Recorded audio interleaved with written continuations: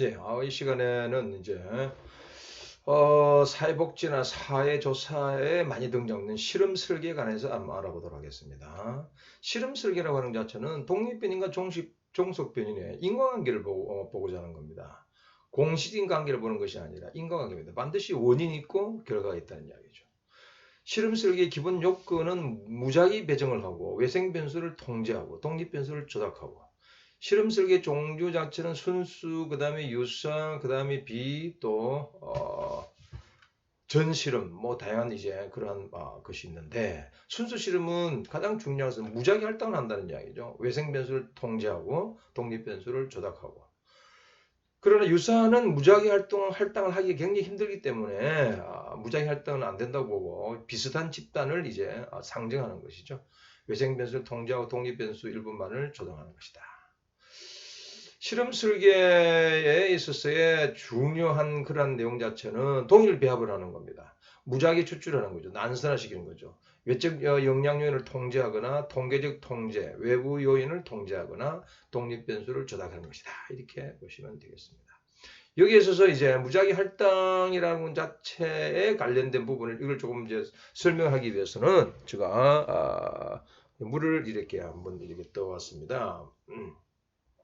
물을 떠왔는데 물 자체가 여러분들 지금 물 자체가 완전 전 세계에 있는 모든 물이 똑같은 물이다 이 이야기죠. 똑같은 물이다. 완전히 똑같은 물이다 라고 생각했을 때 이것이 동일 배합인 거예요. 똑같이 만들어진 거예요.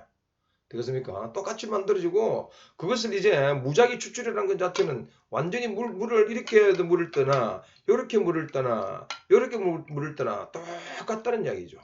동일 배합과 그 다음에 무작위 추출이라는 것 자체가 전제되어 있어야만 통제를 할 수 있는 거다. 통제라는 것 자체는 뭐냐 하게 되게 되면 똑같이 물을 떠서 이 물컵 안에 물을 담는 것 이 자체가 통제인 거예요. 따라서 물컵 안에 물을 이렇게 담았다. 하나를 담았고 예를 들어서 똑같은 물을 이렇게 또 한 번 담았다 그죠? 이게 이제 통제인 겁니다. 똑같이 이렇게 하는 것 자체가 통제다. 이렇게 보시면 되겠습니다. 그러고 나서 이제 독립 변수를 조작하는데 우리가 예를 들어서 물컵이 두 개 있단 말이죠. 물컵 여기서 우리가 봤을 때 똑같이 똑같은 물이 이렇게 두 컵 있는 것 자체가 사정검사다. 이렇게 보시면 되겠습니다.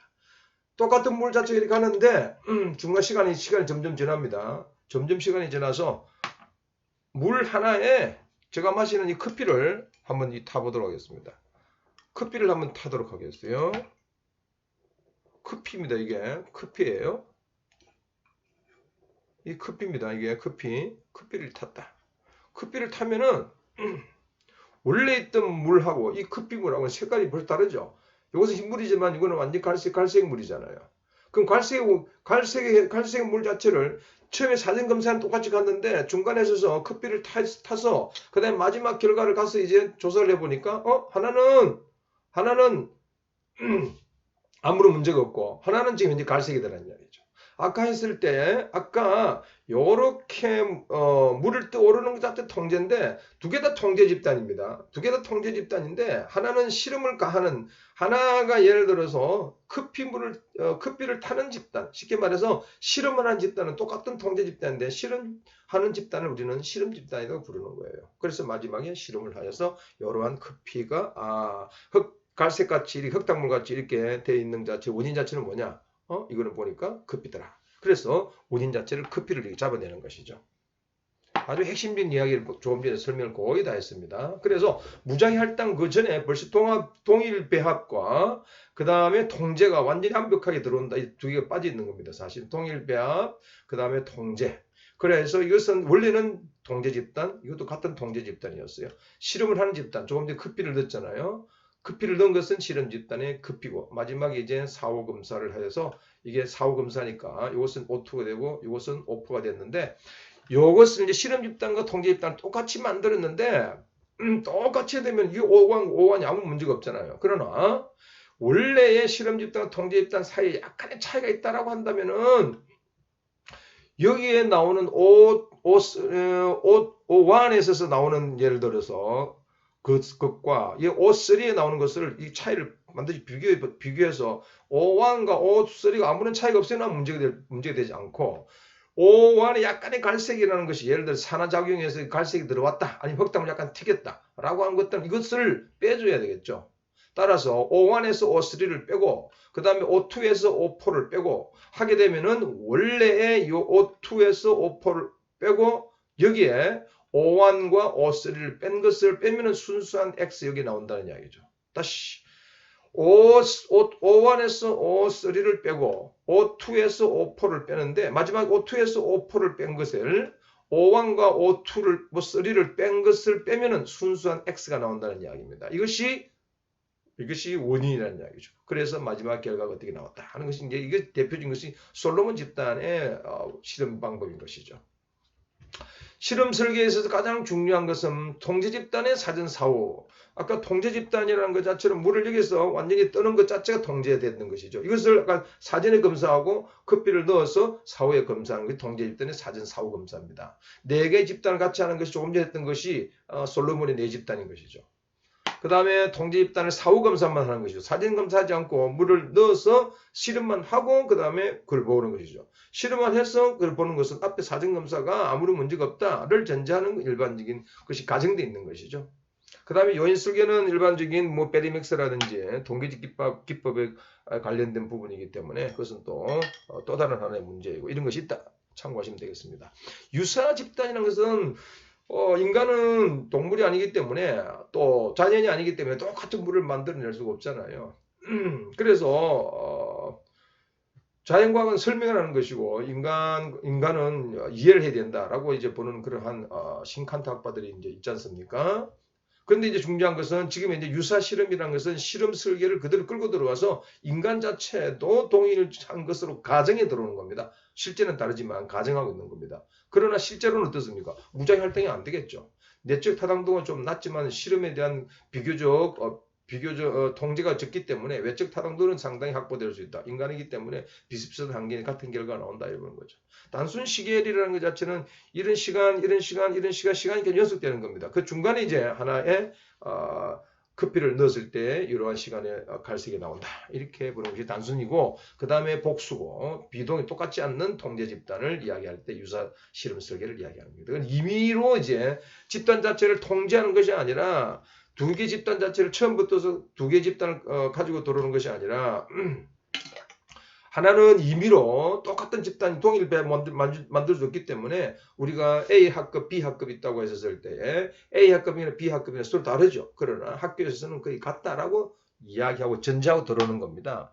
그것이 이제 유사 실험에 있어서의 중요한 핵심 내용이다. 전 실험이라는 것 자체는 실험 디자인에 이야기하고 있는 우리가 이야기하는 가장 중요한 것은 내적 외적 타당도를 이야기해 줘야 되는데 내적 외적 타당도를 상당히 구하기 힘든 내용입니다.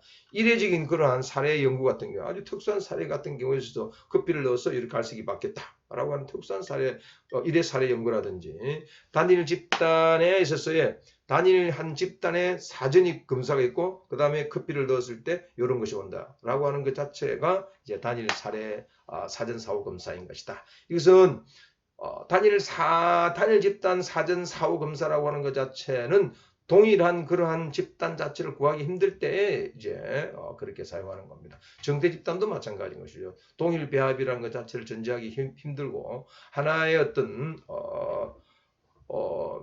조금 이례적인 그런 사건과 마찬가지로 실험을 하였을 때 그 결과만 이렇게 보는 것이죠.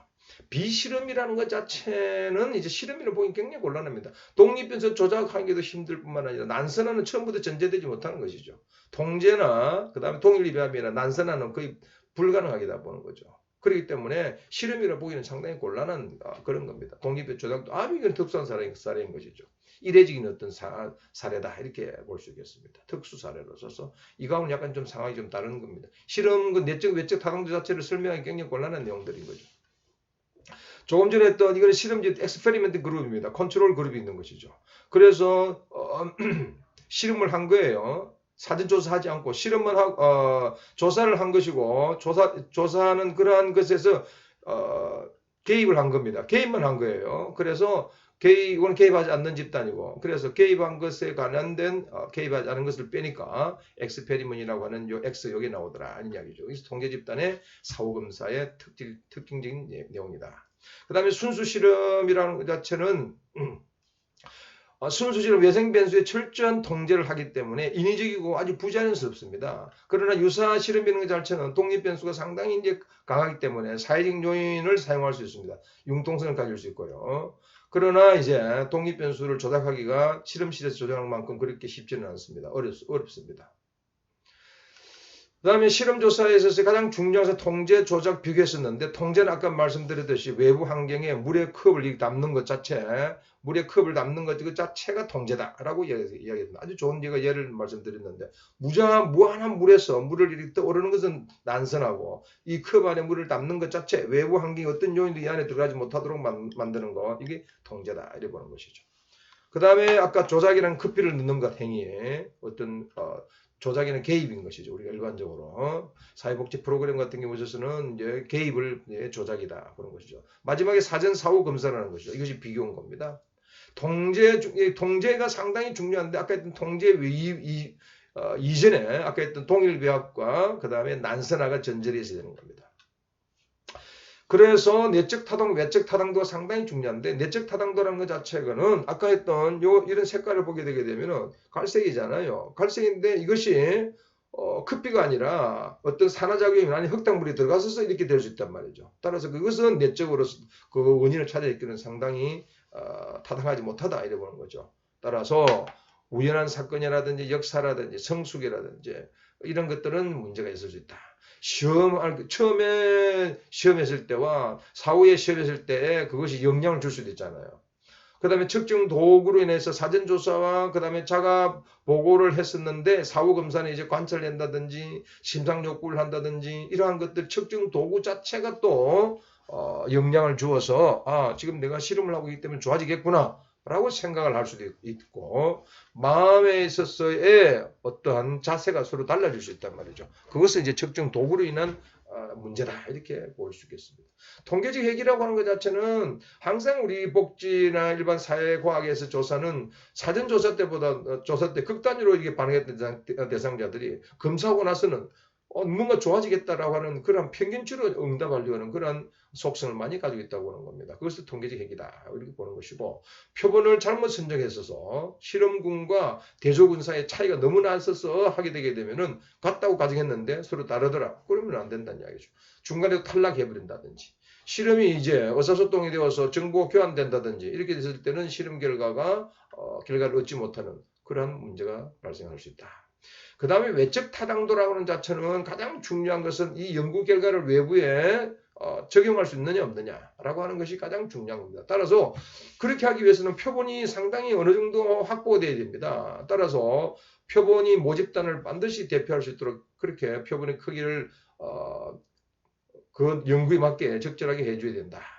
한두 명 가지고는 해서는 안 된다는 이야기죠. 실험에 대한 반응이 있습니다. 조사 대상자가 실험 상황에 반응하면서 발생하는 종속 변수의 변화가 있는데 그것이 시험이라든지 거기서 일어나는 현상이 아니라 시험에 관련돼서 도구에서 일어나는 그런 것이 아니라 문제는 연구 대상자가 그 안에서 연구를 받지 않는 대상자나 자기 연구하는 대상자들끼리 연구를 했었을 때 연구를 좀 잘하려고 하는 그런 효과가 있다는 이야기죠. 또 연구자가 또 기대하려고 하는 그런 효과가 있다는 이야기죠. 이런 것은 자체는 외생 변수로 들어온다는 이야기입니다.